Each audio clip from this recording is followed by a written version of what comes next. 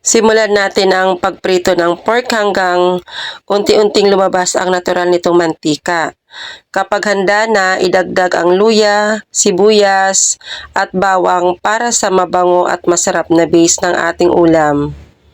Sunod na ilagay ang siling labuyo, chili flakes, paminta at dahon ng laurel. Paghaluin, saka idagdag ang dinailan. Isang kilalang dried shrimp paste na nagbibigay ng kakaibang lalim at sarap sa bawat kagat. Isunod ang hiniwang maliit na kamyas para sa banayad na asim na babagay sa creamy na gata. Ibuhos ang pangalawang gata at hayaang kumulo sa mahinang apoy hanggang sa kumapal ang sarsa.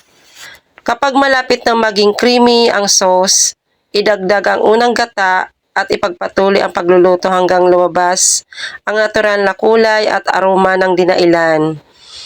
Pinakamasarap itong ipares sa mainit na kanin o steamed vegetables para sa isang masarap at kompletong pagkain. At ayan na, handa na ang ating ginataang dinailan. Tara, kain po tayo.